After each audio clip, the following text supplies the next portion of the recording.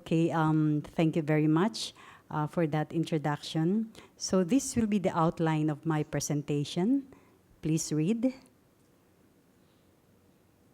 Okay, so to start off, I would like to position the Philippines in the global arena.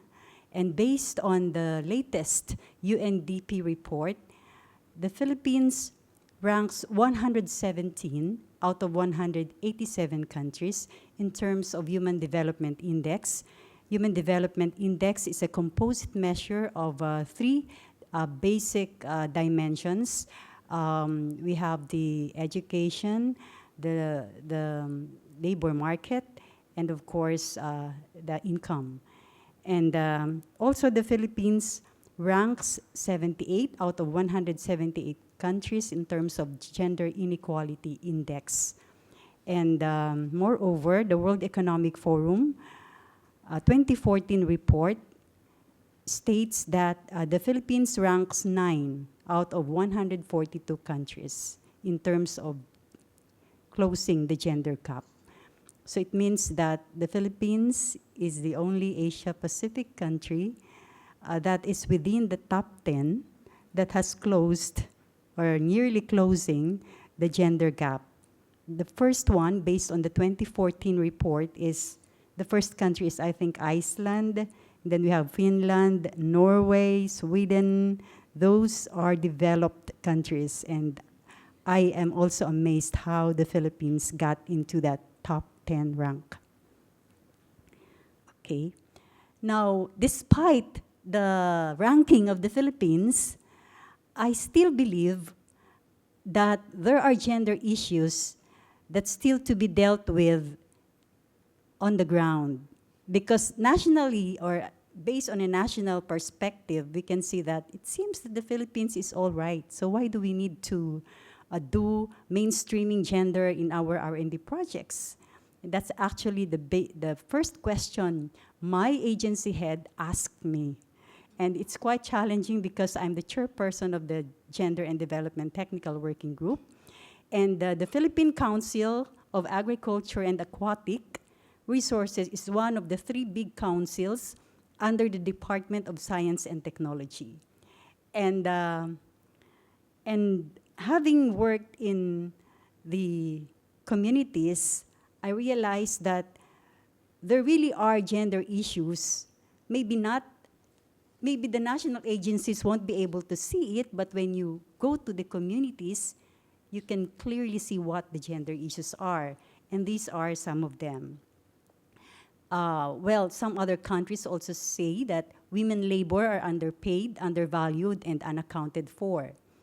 And the other issue is that most farm machineries resulting from research and development are inappropriate to women users. They're not gender-friendly at all.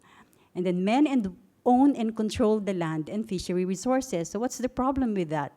The problem is that when men sees that the land they own is becoming productive because of the activities of the women or their wives and their daughters, they tend to sell the land to a higher price.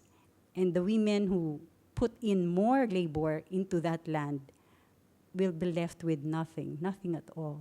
So that's an issue. And then women lack participation and access to skills, training, and information because at the local level, there are still traditions and norms that limit women's attendance to training seminars because they believe that women should just stay at home, especially in the rural areas. Okay. So what are the country's gender mainstreaming strategies, particularly the work that we are doing in my agency? First, we put in place some policies. And since 1987, the Philippines recognizes the role of women in nation building. And when we attended and the Convention on the Elimination of Discrimination against Women,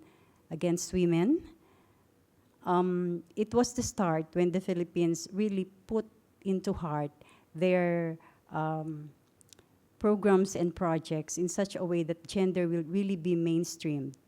Okay, so that was followed by other policies like the Executive Order 273 in 1995 and the Philippine Plan for Gender Responsive Development. Okay, so these are more detailed policy imperatives that the country put in place. And of course, the most important one is the Magna Carta of Women in 2009, where it explicitly states that DOST shall promote appropriate women-friendly technologies and support women inventors and scientists. DOST, or the Department of Science and Technology, shall ensure the availability of skills trainings, business-related training, and livelihood capability programs for women, and that DOST shall ensure participation of rural women in food production trainings with emphasis on sustainable agriculture and fisheries. So what are our concrete steps now that we have policies in place? Are we strictly implementing the policies, the legislations? Okay. What I would like to share first are the things that we are doing, okay, in our country. First, we put in place the GAD, or the Gender and Development Focal Point System. So we have the Executive Committee, the Technical Working Group, and the Ad Hoc Committee.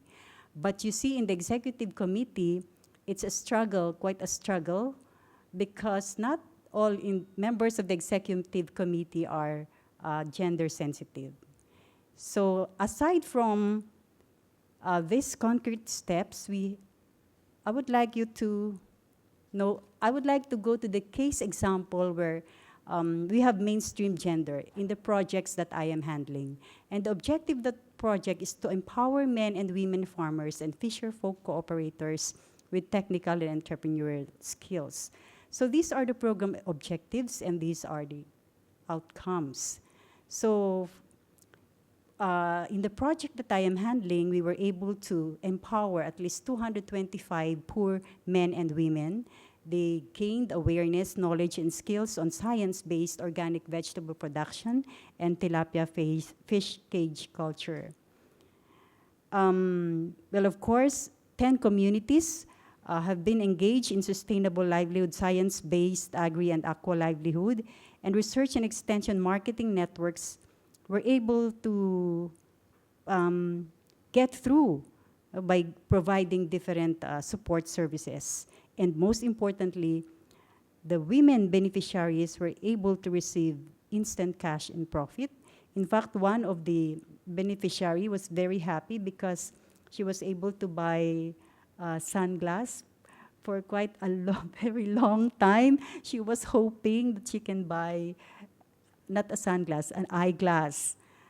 And because of this project, she was very grateful because at last she was able to buy. And those are simple things, but you can see the inclusiveness of the growth that the country would like to reach. I mean, the women beneficiaries really feel the effect or impact of the project.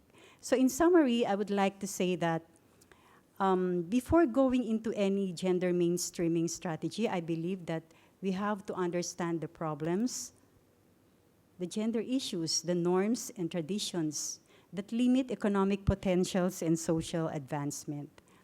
And the agency's capacity to advance gender integration into national research and development programs is influenced by a variety of factors. Of course, you have to have some policies, legislations, strict implementation of these policies, and the people need to be capacitated, trained on gender sensitivity, gender awareness, gender responsiveness, gender transformative approach, gender analysis, value chain analysis, all these things about gender. They have to be capacitated, and there should be that commitment to really arrive at gender results that would improve their the beneficiaries' lot. I mean, to be able to attain a sustainable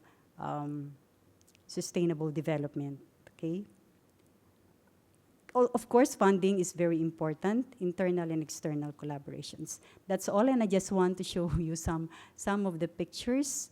This is a Friday organic vegetable market in the, and the one thing good here is we have established a very good relation with the local government unit because they really are the ones who go to the local communities. So this is the first collaboration that we have, considering that Los Baños, Laguna is a science town, and they realized, my boss realized that we are in a science community and yet we have not been, this is the first time that we have been introducing to them science-based technologies and allowing them to adopt those technologies. Okay, so these are the farmers' organizations that we have. And you see, agriculture is not just a domain of men. Agriculture can be performed by women. Because these are women, mothers, who do not have any time at all in the morning just to, instead of chit-chatting with their neighbors, they go to this area to till the land while waiting for their children finish schooling. I mean, they are in the preparatory schools, their children are. Okay. So this is the aquaculture project that I have. That's all. Thank you very much.